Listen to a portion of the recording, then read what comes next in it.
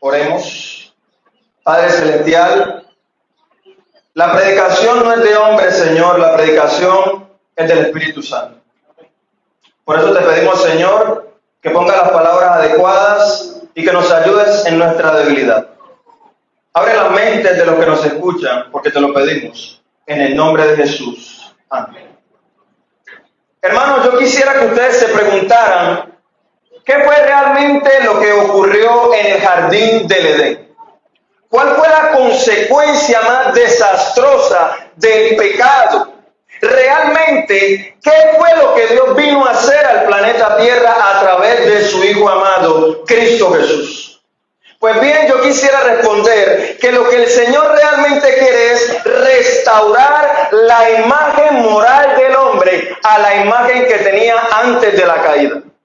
El Señor realmente no quiere que nosotros seamos personas inteligentes, que memoricemos la Escritura, que de alguna manera seamos elocuentes, que tengamos mansiones, que tengamos casas. Lo que realmente quiere el Señor es que nuestra imagen moral se restaure, que la envidia, la avaricia, el egoísmo y todo tipo de pecados cesen y que vivamos una vida feliz y contenta al lado de nuestro Creador. Porque si no hay adulterio, no hay hogares caídos y divorciados. Porque si de alguna manera no hay envidia, voy a estar feliz con mi hermano. Porque realmente la moral es lo que nos tiene hoy en día sumidos en este mundo de violencia y de desastre. Yo quisiera que usted me acompañara a 1 Samuel capítulo 13, versículo 14. Acompáñeme a 1 Samuel capítulo 13, versículo 14, porque la Escritura en la elección del rey David va a decir lo siguiente. 1 Samuel capítulo 13, versículo 7, perdón, 1 Samuel 16, 7, 16, 7, nos dice lo siguiente.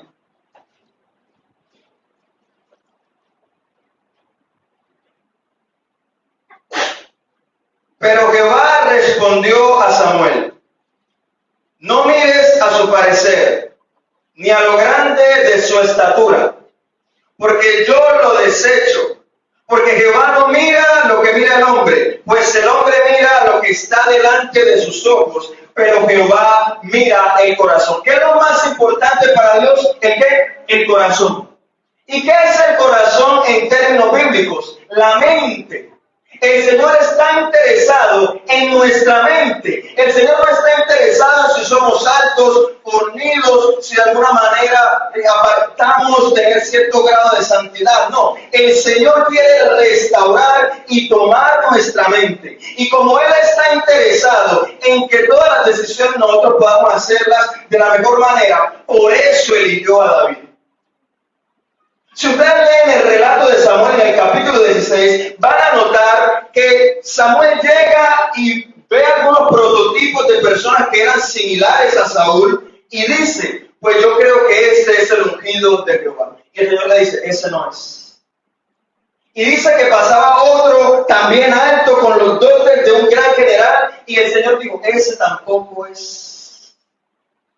Y yo les voy a decir por qué el Señor eligió a David. David era bello. David era un hombre que a pesar de que era muy joven, su aspecto reflejaba santidad, era agradable a los ojos de cualquiera que lo veía. Pero en 1 Samuel capítulo 13, versículo 14, la Escritura nos va a decir por qué el Señor eligió a David como el rey de Israel después de Saúl. Versículo 14, capítulo 13, nos dice: pero ahora, diciéndole a Saúl, tu reino no será duradero. Jehová se ha buscado un hombre conforme a qué? Al cual ha designado para que sea príncipe sobre su pueblo, por cuanto tú no has guardado lo que Jehová te mandó. El príncipe del pueblo, ¿quién es? El líder, el más grande, aquel sobre el cual van a reposar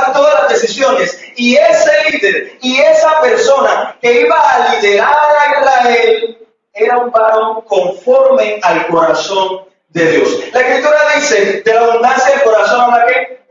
Por lo tanto, cuando Dios habla es porque eso es lo que está en su corazón. ¿Y qué es lo que está en el corazón de Dios cuando Dios le habló a Israel? ¿La qué? La ley. Cuando Dios le entregó la ley al pueblo, estaba haciendo una traslación, estaba manifestando cuál es el carácter del cielo sobre el cual todos nosotros debemos asimilar. Y por eso en Deuteronomio, acompáñeme, Deuteronomio capítulo 6, versículo 1 y versículo 2, la Escritura dice lo siguiente. Ahora, yo antes de leer este texto, yo quiero ilustrarlos en lo siguiente. Tenemos el libro de Génesis, en donde el Señor crea a Adán y a Eva y crea todo lo que hay en los cielos y en la tierra. Tenemos el libro de Éxodo, que es el peregrinaje de los hijos de Israel después de la cautividad de Egipto. Tenemos ahora el libro de Levítico, que es la imposición y la ordenación de todo el santuario. Y tenemos después el libro de Números, que nos cuentan todas las guerras y todas las hazañas en el desierto. Por último, encontramos Deuteronomio, que son las últimas palabras de Moisés a los hijos de Israel para entrar a la tierra de Canaán. De manera que esto que vamos a leer es una última advertencia de Moisés, una última amonestación. Capítulo 6, versículo 1 en adelante. Estos pues son los mandamientos, estatutos y decretos que Jehová vuestro Dios mandó que os enseñara, para que los pongáis, ¿por qué? Por obra, en la tierra a la que vais a pasar, para tomarla en posesión. El Señor, a través de Moisés, le entrega la ley al pueblo de Israel, estando ¿en dónde? En el desierto. ¿A dónde iba el pueblo de Israel, hermanos? El desierto, en ese caso, refleja el mundo, nuestro peregrinar en el mundo. ¿Y Canaán qué refleja? Nuestra estadía en el reino de los cielos por la gracia del Señor. De manera que lo que está diciendo aquí el Señor espiritualmente es que es necesario que nosotros guardemos o aprendamos a guardar los mandamientos de Dios, que nosotros asimilemos la obediencia antes de entrar al reino de los cielos, porque allá se aplican los 10 mandamientos. Allá estaremos en un reino donde no hay mancha de contaminación y donde todo es puro y donde todo es santo. Por eso Moisés les está diciendo, antes de que vayan a Canaán, en el desierto, asimilen mi ley, asimilen mi carácter para que puedan morar conmigo por todos los siglos. Amén. Versículo 2.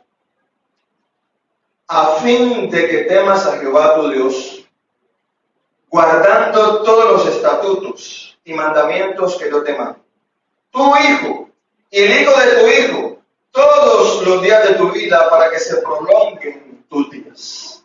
En el cumplimiento de la ley está la verdadera salud y la verdadera vida, que es en Cristo Jesús. Ahora, muy interesante lo que dice el versículo 4.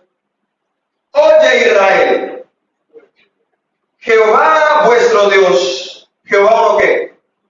Amarás a Jehová tu Dios de todo tu corazón, de toda tu alma y con toda tu ¿qué? Ahora, después de que asimilemos las palabras de Dios en el corazón, dice en el versículo 6, estas palabras que yo te mando hoy estarán sobre tu corazón. Ahora, versículo 7, se las repetirás a tus hijos y les hablarás de ellas estando en tu casa y andando ¿por qué? Por el camino. Primero el Señor nos pide que intentamos y que implantemos y que aceptemos sus palabras. ¿En dónde? En el corazón. Y después, ¿cómo? De la boca o de lo que nosotros hablamos, en donde abunda nuestro corazón. Entonces el Señor nos pide que de la abundancia del corazón habla la boca. De manera que si tenemos la ley de Dios en nuestro corazón, hablaremos de qué cosa? De la ley de Dios. Por lo tanto, el Señor nos dice, acepten mis palabras en su corazón para ahora enseñárselas y ponerlas por práctica. El amor de Dios o el amor a Dios es el móvil de nuestra práctica y de nuestras acciones. Eso es lo que quiere el Señor. Muchas personas están aquí porque creen que si no vienen aquí se van a quemar en el infierno. Muchas personas están aquí porque consideran que si no vienen a la iglesia se van a perder. Pero ese no es el móvil que Dios quiere para que nosotros vengamos aquí. Dios lo que quiere es que nosotros lo amemos por su infinito sacrificio y que entonces ese amor nos induzca a venir a la iglesia, a adorarlo y a glorificarlo. No para ser salvos, sino porque ya somos salvos. Y por eso usted ve que hay personas que duran años en la iglesia y nunca cambian. ¿Y por qué nunca cambian? Porque no se han dejado influenciar verdaderamente por la unción del Espíritu Santo. Ahora, hermanos, en Jeremías, capítulo 31, acompáñenme a Jeremías, capítulo 31, versículo 31. Jeremías, capítulo 31, versículo 31. La historia del Antiguo Testamento es la historia de un pueblo rebelde que nunca quiso obedecer a Dios. Y por eso dice en el versículo 31, vienen días, dice Jehová, en los cuales haré un nuevo pacto, ¿con quién? Con la casa de Israel y con la casa de quién. No como el pacto que hice por sus padres el día en que tomé su mano para sacarlos de la tierra de Egipto, porque ellos invalidaron mi pacto. Aunque fui yo un marido para ellos, dice Jehová. Versículo 33.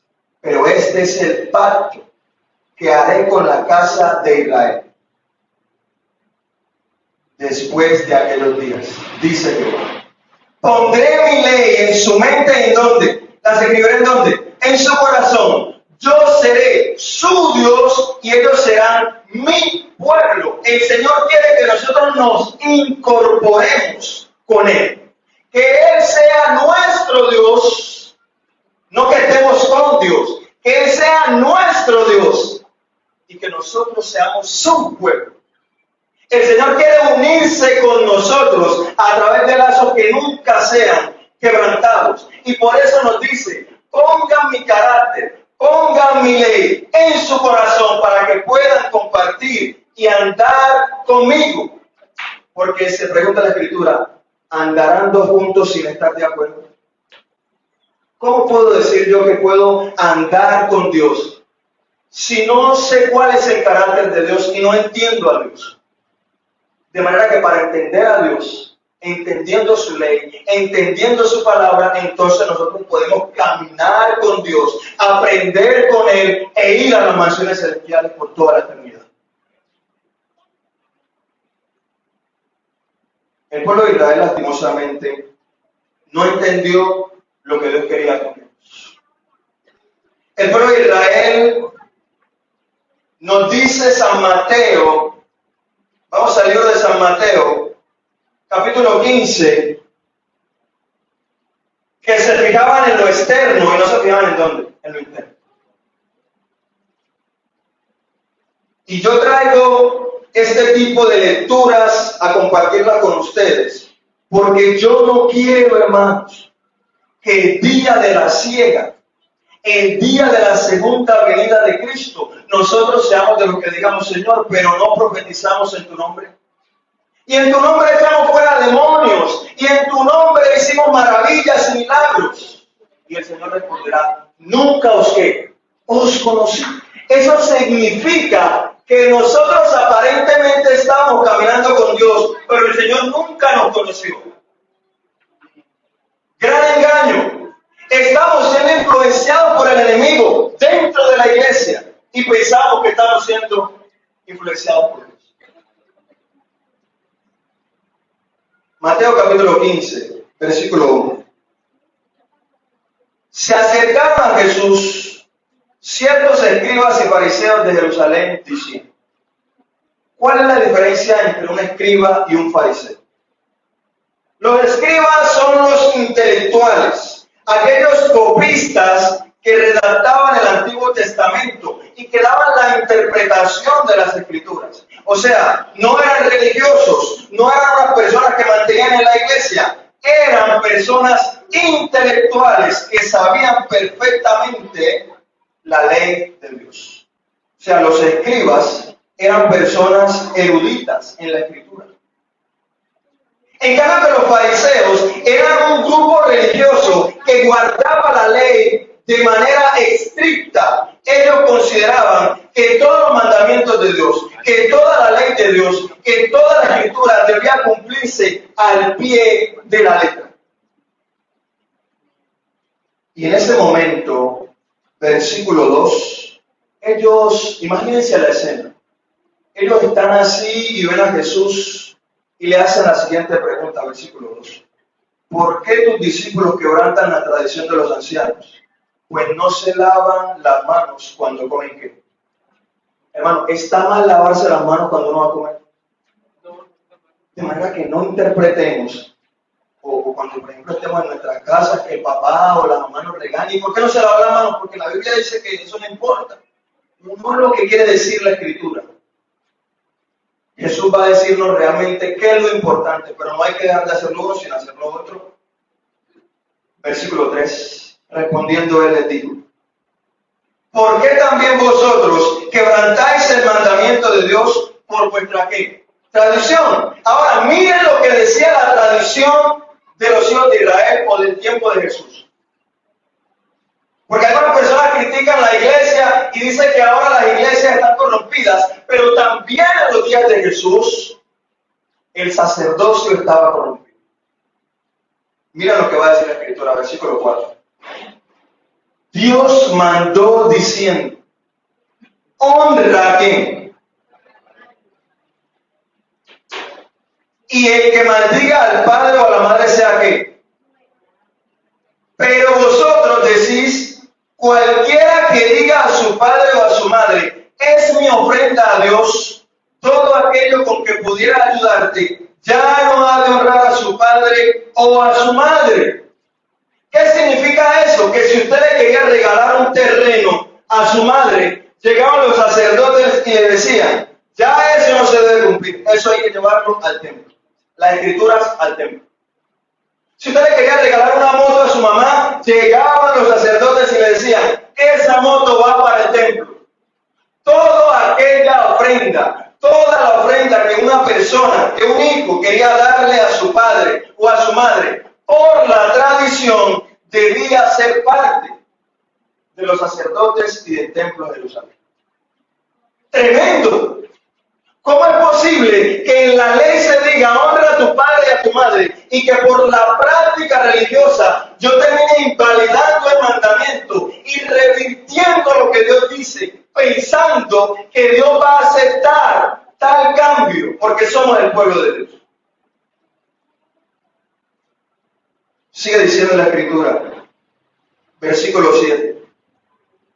Hipócritas. Ahora, a mí me gusta cuando yo leo esta palabra porque muchas personas como que creen que Jesús estaba enojado o estaba buscando. Pero realmente Jesús estaba describiendo a esas personas. Ellos eran hipócritas porque realmente exteriormente aparentaban y profesaban seguir a Dios, pero en el interno realmente no tenían el amor de ¿quién? De Dios.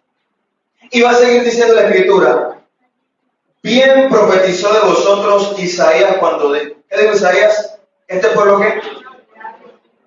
Mas su corazón ¿qué? De labios me honra. Pero vean lo que va a decir el próximo versículo. O sea, ellos pretenden creer que de labios adoran al Señor, pero el corazón ya sabemos que está lejos de Dios. Pero vean lo que dice el versículo 9. Pues en vano me quejo. ¿Qué significa en vano? Inútil. O sea, ellos creen que que honrando a Dios, incluso de lado lo están honrando, pero dice, en vano me honran, o sea, es inútil lo que están haciendo. En otras palabras, están perdiendo el tiempo enseñando como doctrinas mandamientos de qué? De hombres. Ahora me gusta la escritura cuando dice en el versículo 10, y así llamando a la multitud les dijo, oíd y entended. Hermanos, Jesús cuando ellos llegaron estaba sanando a muchos enfermos. De manera que cuando Jesús dice oír y entender, está manifestando que todas esas personas que estaban allí estaban siendo mal enseñados por los escribas y por los fariseos. Si Jesús les dijo oír y entender, es porque antes ellos no oían y antes ellos no entendían.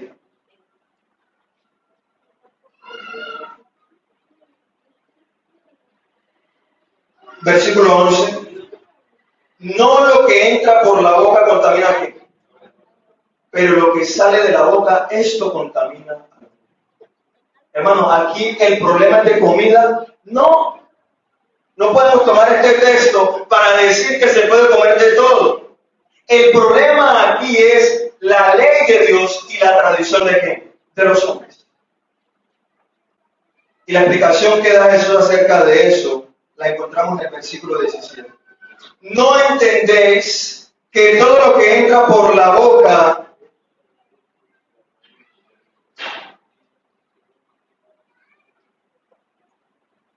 va al vientre y es echado en la letrina? Pero lo que sale de la boca, del corazón, ¿qué?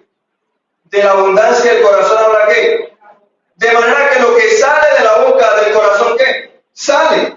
Y esto contamina al hombre. Porque del corazón salen ¿qué? Los malos pensamientos, los homicidios, los adulterios, las fornicaciones, los hurtos, los falsos testimonios y las blasfemias. Los fariseos externamente querían purificarse, pero estaban muertos en vida, estaban fornicando, estaban adulterando, estaban hurtando, no exteriormente, sino en sus corazones.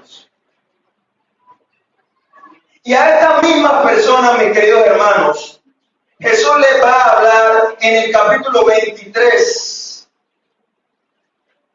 versículo 1 en adelante. Entonces, habló Jesús a la gente y a sus discípulos diciendo, en la cátedra de qué se sientan los escribas y los fariseos. O sea, estas personas se sentaban y de alguna manera utilizaban la escritura y entonces todo el mundo se maravillaba con las interpretaciones de los escribas y los fariseos. Y el Señor dice, versículo 3, así que todo lo que os diga que guardéis, ¿qué cosa? Guardadlo. O sea, cuando ellos le dicen a Jesús, ¿por qué tus discípulos no se lavan las manos cuando comen pan? Eso no estaba mal. O sea, háganlo. No hay problema. No es pecado, pero está bien. Hagan eso.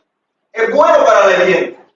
El problema es que Jesús sabía lo que ellos tenían por dentro. Y por eso les dice, del corazón salen los adulterios. Porque sabe que ellos estaban corrompidos, a pesar de que eran el pueblo de Dios. Pero no hagáis conforme a qué? A sus obras, porque dicen, pero no que hacen. Eso es un hipócrita. Ahora yo quisiera leer con ustedes y compartir el versículo 5, cuando dice, antes bien, hacen todas sus obras para ser visto de los hombres, pues ensanchan sus filacterías y extienden los flecos de sus mantos. Hermano, ¿qué es una filactería? Ustedes saben que es una filactería. Son una especie de cables, una especie de ataduras que ellos se ensanchan en todo el cuerpo, en donde escriben toda la ley de Jehová. O sea, ellos andaban en la calle amarrados con filacterías, amarrados con ataduras, en donde se inscribía los mandamientos de Jehová: no matarás, no hurtarás. Y se sentaban en las primeras plazas y a la gente le gustaba decirles, Rabí, Rabí. Pero Dios pudo determinar cuál era su verdadera condición. Versículo 27. Y aquí quiero detenerme un poco. Ay de vosotros, escribas y fariseos hipócritas, porque sois semejante a ¿qué? Sepulcros blanqueados. Hermanos, Jesús está diciendo literalmente, ustedes están muertos en vida y no se han dado cuenta. Terrible condición de liderazgo de Israel, que por fuera la verdad se muestran hermosos, pero por dentro están llenos de huesos, de muertos y de toda inmundicia.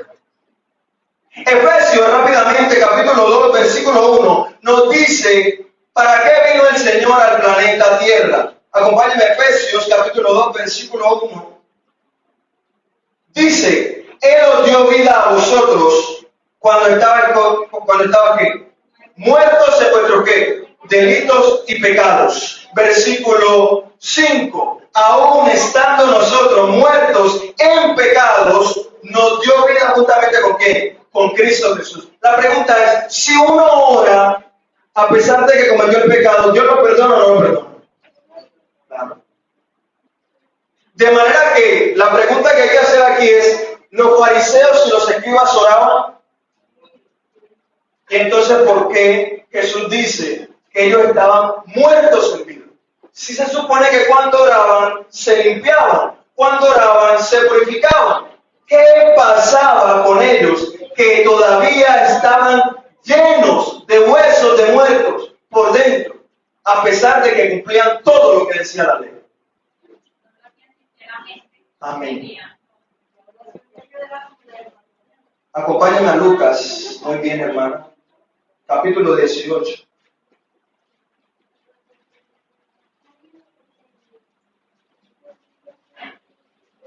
Versículo 9 al 12.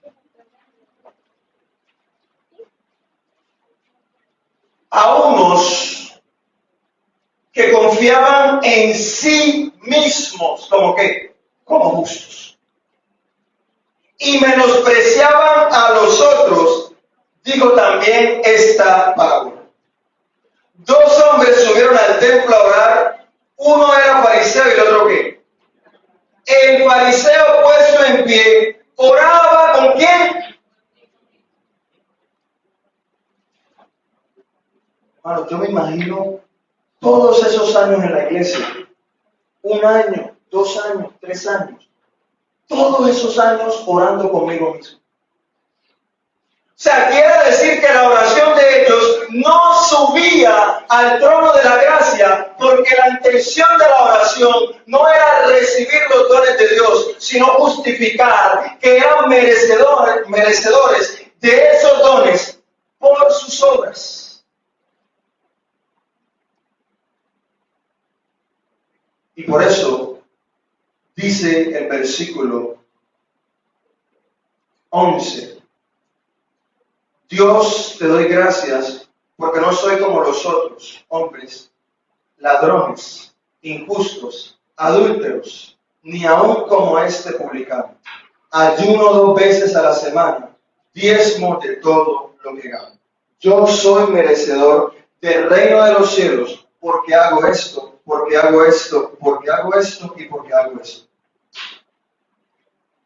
De manera que como ellos tenían su propia justicia, no tenían el deseo realmente de ir a Cristo Jesús, para que Cristo colmara sus pecados, sus fornicaciones y sus adulterios. Jesús va a ilustrarles en Juan capítulo 5. Acompáñenme a Juan capítulo 5. Versículo 39. ¿Por qué estaban llenos de delitos los escribas y los fariseos? Porque nunca recibieron el perdón de Dios, por cuanto nunca lo necesitaron, porque tenían justicia propia.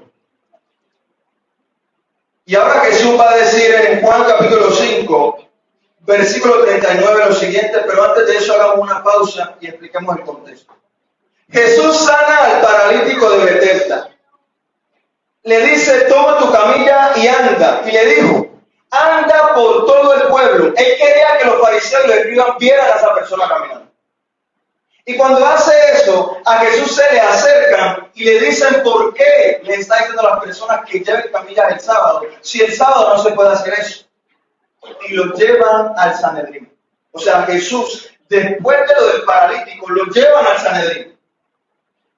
Y estando en el Sanedrín, le dice Jesús a los fariseos y a todo el concilio lo siguiente. Escudriñad, versículo 39, capítulo 5, Juan. Escudriñad las Escrituras, porque a vosotros os parece que en ellas tenéis la vida eterna, y ellas son las que dan testimonio de quién. De mí. Ustedes leen las Escrituras, ustedes se sientan en la cátedra de Moisés, pero de mí escribió Moisés. Ustedes enseñan los profetas, pero de mí enseñaron los profetas. Versículo 40. Y no queréis venir a mí para que tengáis vida. Si debían ir a Jesús para tener vida, era porque estaban ¿qué? Muertos espiritualmente. Y Jesús, triste, les dijo, ustedes se van a perder porque no creyeron en mí. Yo quisiera leer una cita de Ellen White explicando por qué los fariseos no entendían y no comprendían las palabras de Cristo Jesús. Los judíos poseían las Escrituras y suponían que el mero conocimiento externo de la palabra tenían la vida eterna. Pero Jesús dijo, no tenéis su palabra morando en vosotros. Habiendo rechazado a Cristo en su palabra, la rechazaron en su persona. La enseñanza de Cristo no coincidía con sus ideas. Era espiritual y exigía el sacrificio del yo. Por lo tanto, no querían recibirla. La palabra de Jesús era la voz de un extraño. Hermanos, ustedes saben lo que está diciendo esta escritura. Puede venir aquí una persona que venga de parte de Dios. Y si usted no es espiritual, nunca va a discernir que viene de parte de Dios. Hermanos, impresionante, porque nos está diciendo que en ese momento ellos no entendieron porque el Señor haya cegado su entendimiento. No, era porque a pesar de que habían leído la Escritura, no habían comprendido su verdadero significado. Y por eso cuando Jesús venía y decía, yo soy el pan de vida, ellos no entendían lo que decía. ¿Qué me está diciendo? ¿Qué me está diciendo Jesús cuando dice yo soy el pan de vida? No comprendían que allá en Éxodo, cuando el Señor enviaba maná todos los días y el viernes enviaba doble ración, significaba la provisión de Dios a través de Cristo Jesús para sustentarnos en medio de la tierra, en medio del desierto y llevarnos a la patria celestial. Por eso cuando Él decía, el que cree en mi palabra, sobre él correrán ríos de agua viva. No podían vincular lo que pasó en la peña de Oreb con la enseñanza de Cristo Jesús del manantial de vida eterna que es en él.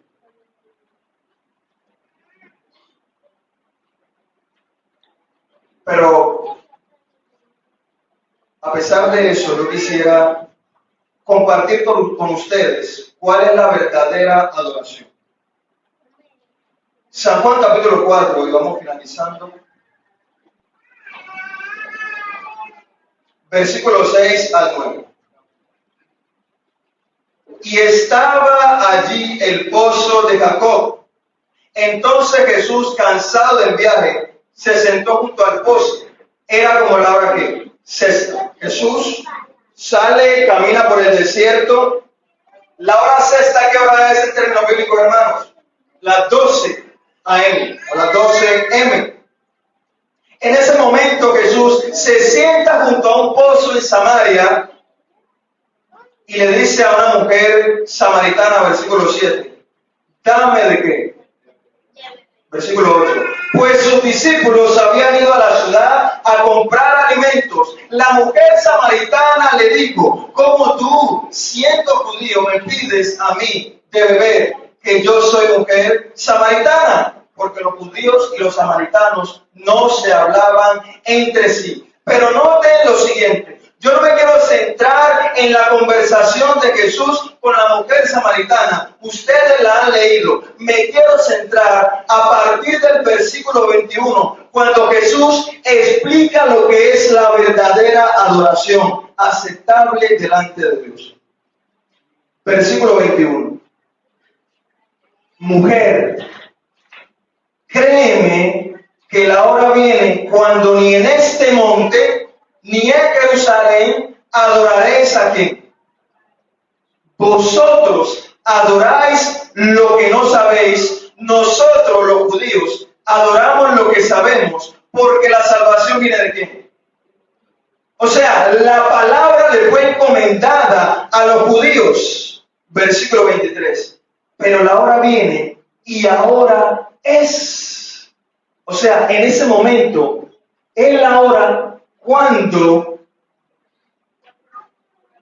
los verdaderos adoradores adorarán al Padre en espíritu y en qué? Y en verdad. Porque también el Padre tales adoradores busca que lo adoren. Dios es espíritu. Y los que lo adoran en espíritu y en verdad es necesario que lo adoren. En el relato de la mujer samaritana vamos a observar quiénes son los verdaderos adoradores. ¿Serán judíos? ¿Serán paganos? ¿Quiénes serán esos verdaderos adoradores? Dice la Escritura en el versículo 25, le digo a la mujer, sé que ha de venir el Mesías, llamado el Cristo. Cuando Él venga nos declarará todas las cosas. Jesús le dijo, yo soy el que habla contigo. Versículo 28, entonces la mujer dejó su cántaro, fue a la ciudad y dijo a los hombres, venid y ved a un hombre que me ha dicho todo cuanto he hecho. ¿No será este el Cristo? La mujer samaritana, cuando escuchó que Jesús dijo que era el Mesías y que le había profetizado cuántos maridos había tenido, sale corriendo, deja su cántaro y le dice a todo el pueblo de Samaria, hemos hallado al Mesías. En ese momento, Jesús está contemplando lo que va a hacer la mujer samaritana. Dice el espíritu de profecía que él estaba sentado y estando sentado, él entendió lo que ella iba a hacer. Y los discípulos llegaron después de comprar los alimentos y le preguntaron, versículo 31, Rabí, ¿cómo? Versículo 32, él les dijo, yo tengo una comida que comer que vosotros no sabéis. Entonces los discípulos preguntaron, ¿alguien le habrá traído de comer?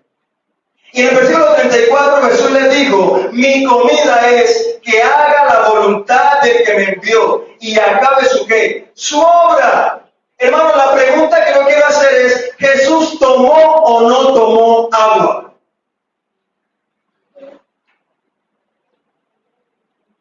Vean la escena. Jesús llega al pozo, la mujer tiene el cántaro, Jesús le dice, dame de beber. Y ella le dice que los judíos y los samaritanos no se hablan entre sí. De manera que ahí empiezan a dialogar. En ese momento ella no ha tomado su cántaro para tomar agua. Y cuando Jesús le profetiza y le dice, yo soy el Mesías, en ese momento ella sale corriendo. Jesús, a las 12 de la tarde, en pleno desierto, por amor a la salvación de la mujer samaritana, rehusó a tomar agua porque sabía la obra que iba a hacer. Jesús está más interesado en salvarnos que nosotros de venir a su iglesia. El Salvador, el Creador del mundo, rehusó saciar su sed por salvar a una mujer de Samaria que no era de su pueblo. El amor de Dios es eterno y su misericordia infinita. Y por eso, más adelante, versículo 39, muchos de los samaritanos que había en aquella ciudad creyeron en él por la palabra de la mujer, que daba testimonio diciendo: me dijo todo lo que ha hecho. Dice después de eso que se quedaron 2 días con Cristo Jesús dialogando. Y la pregunta que hay que hacer es si esas personas, cuando llegaron a ver a Jesús, que se quedaron 2 días con él, ¿comían o no comían? Porque era una multitud, hermanos, y la Escritura nos registra que Jesús les hubiese dado de comer. Yo, hermanos, interpreto que estar en la presencia de Cristo Jesús sacia todas nuestras necesidades. ¿Te lo creen así? Versículo 42. Y decían a la mujer: ya no hemos de creer solamente por lo que has dicho, pues nosotros mismos hemos oído y sabemos verdaderamente que este es el Salvador del mundo en Cristo. ¿Qué creían los judíos? Que Jesús era el Salvador de quién. ¿De quién? De Israel. Los judíos creían, aquellos que tenían la palabra, aquellos que escribieron la palabra en ese momento, creían que vendría el Mesías a liberarlos del yugo ¿qué? Romano. Y los samaritanos, que no eran de ese pueblo, creían verdaderamente la verdadera tipología del reino de Jesucristo. Jesús es el Salvador del mundo. Por eso quiero finalizar con 2 textos que los encontramos en San Juan capítulo 3, versículo 5, para tener un hermoso especial. De cierto, os digo, el que no nace de agua y del Espíritu no puede entrar en el reino de Cristo. Hermanos, dice, no quiere, o sea, ahí dice el Señor no quiere que entre o dice no puede. En otras palabras, es imposible que si usted no nace de nuevo pueda entrar en el reino de los cielos. No puede, quiere decir imposible. Hermano, yo quisiera hablar con una piedra, yo quisiera hablar con ella, pero no qué. Asimismo, el Señor es espíritu. La naturaleza de Dios es espiritual y solo las personas espirituales pueden dialogar y compartir con un Dios que es ¿qué? Espiritual. Por eso el Señor nos dice en Romanos capítulo 8, versículo 5 al 8 lo siguiente. Romanos capítulo 8, versículo 5 al 8. Los que son de la carne piensan en las cosas de qué. Pero los que son del Espíritu en las cosas de qué. El ocuparse de la carne es muerte, pero el ocuparse del Espíritu es vida. ¿Qué? Por cuanto los designios de la carne son enemistad contra Dios, porque no se sujetan a la ley de Dios, ni tampoco ¿qué? Puede. La misma palabra utilizada en San Juan 3. No podemos compartir con Dios, no podemos estar con Dios si nuestro corazón no asimila la ley de Dios.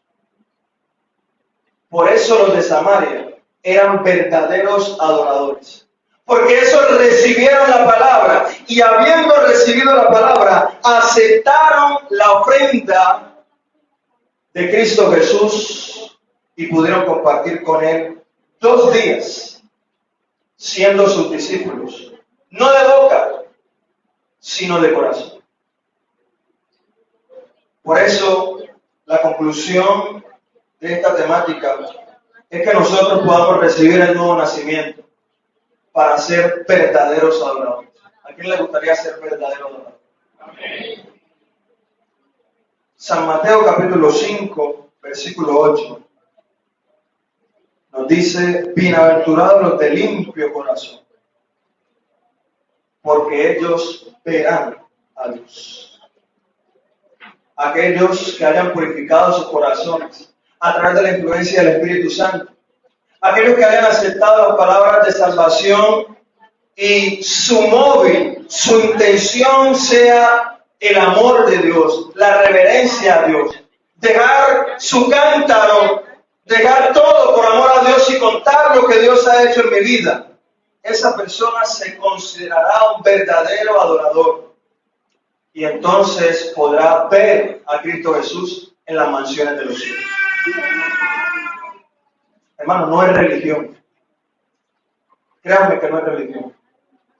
Y si nosotros creemos que por venir a la iglesia basta, solo debemos observar el ejemplo de los fariseos y de los escribas, de los cuales Jesús dijo: ustedes son sepulcros blanqueados y no quieren venir a mí para que tengan la vida eterna que es en Cristo Jesús. Vamos a cantar un especial denominado Cerca más cerca, para que ese especial nos haga meditar en que debemos estar cerca de Cristo Jesús para poder aprender de Él y entonces estar con Él en las mansiones celestiales. Dios le bendiga. Amén.